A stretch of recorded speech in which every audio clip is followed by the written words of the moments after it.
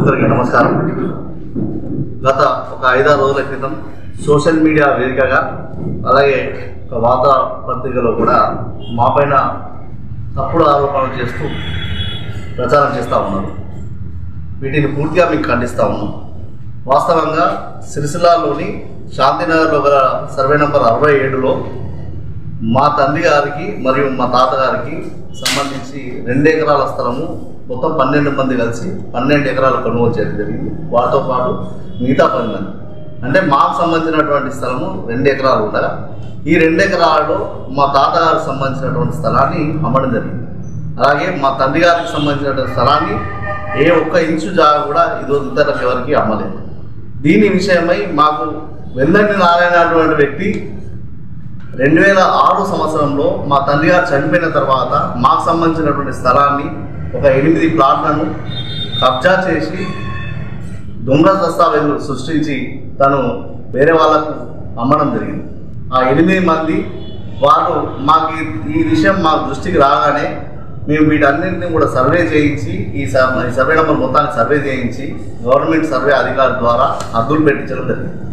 దీని తర్వాత పత్రికా ముఖంగా మేము వీళ్ళకి ఆల్రెడీ నోటీస్ కూడా ఇవ్వడం, పబ్లిక్ బహిరంగ ప్రకటన కూడా జారీ చేయడం జరిగింది. ఈ 8 ప్లాట్లు అన్యాయకరంగా ఈ వెల్లండి నారాయణ అనేటువంటి వ్యక్తి దొంగతనంగా దొంగ దస్తావేజులు సృష్టించి ఎలాంటి జాగా పైన ఎలాంటి హక్కులు లేకున్నా కూడా తను జాగా వేరే వాళ్ళకి రిజిస్ట్రేషన్ చేయడం జరిగిందని చెప్పి మేము బహిరంగ ప్రకటన ద్వారా కూడా తెలియజేయడం జరిగింది.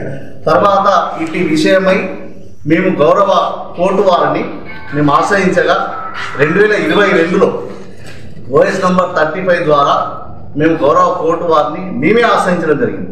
తప్పుడు దస్తావేజులు సృష్టించి మా జాగాను కబ్జా చేసేటువంటి ప్రయత్నం చేస్తూ ఉన్నారని చెప్పేసి మేము కోర్టు వారిని ఆశ్రయించగా మాకు అనుకూలంగా గౌరవ కోర్టు వారు ఇంజక్షన్ ఆర్డర్ ఇస్తూ ఎవరైతే ఈ 8 మందికి సంబంధించిన 8 ప్లాట్లకు సంబంధించినటువంటి వారు ఎవరైతే ఉన్నారో ఈ ప్లాట్లలో మా యొక్క పొజిషన్ కానీ మా యొక్క ఎంజాయ్మెంట్ కానీ మా యొక్క హక్కులను కానీ భంగం చేయవద్దని చెప్పి క్లియర్గా కోర్టు వారు గౌరవ కోర్టు వారు ఈ ఓఎస్ నంబర్ 35లో ఐఏ నంబర్ 40 ద్వారా మాకు ఆల్రెడీ ఇంజక్షన్ ఆర్డర్ కూడా ఇవ్వడం జరిగింది. ఇప్పటి వరకు ఈ కంటిన్యూషన్గా ఉన్నది.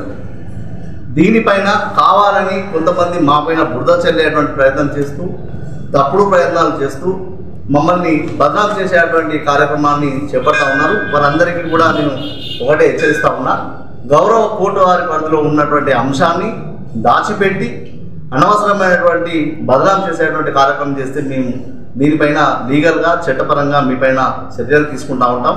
అలాగే దీన్ని ఒక ప్రముఖ నాయకుడు తన యొక్క వాట్సాప్ ఛానల్లో పోస్ట్ చేసి దాని ద్వారా కొంతమంది చెంచాలు దాన్ని వైరల్ చేసుకుంటా బదనాం చేసేటువంటి ప్రయత్నం చేస్తూ ఉన్నారు. వారికి కూడా నేను ఈ మీడియా ద్వారా హెచ్చరిస్తూ ఉన్నా, మీ పైన చట్టరీత్యా చర్యలు తీసుకోవడం జరుగుతుంది. కాబట్టి ప్రతి ఒక్కరు కూడా సిరిసిల్ల పట్టణ ప్రజలందరూ కూడా దీన్ని గమనించాలి. మాకు సంబంధించినటువంటి ఆస్తిని మేము కాపాడుకోవడంలో భాగంగా మేమే కోర్టుకు వెళ్ళి మేమే దీనికోసం ఫైట్ చేస్తూ ఉన్నాం. అవునా గమనించవలసిందిగా కోరుతున్నాం. మా నాన్న కానీ మాకు సంబంధించిన వ్యక్తులు కానీ ఇలాంటి ల్యాండ్ ఎంక్రోచ్మెంట్స్ కానీ సిరిసిల్ల పట్టణంలో చేయలేదు. అలాంటి చేసినట్టుగా ఏదైనా ఒక ప్రూఫ్ తెస్తే మేము ఈ కోర్టులో ఆల్రెడీ కోర్టు వివాదం మేము ఆల్రెడీ కోర్టులో ఫైల్ చేసినాం కాబట్టి ఈ కోర్టుకు సంబంధించి కోర్టు తీర్పు ఎలా వస్తే అలా శిరసా వహిస్తాం.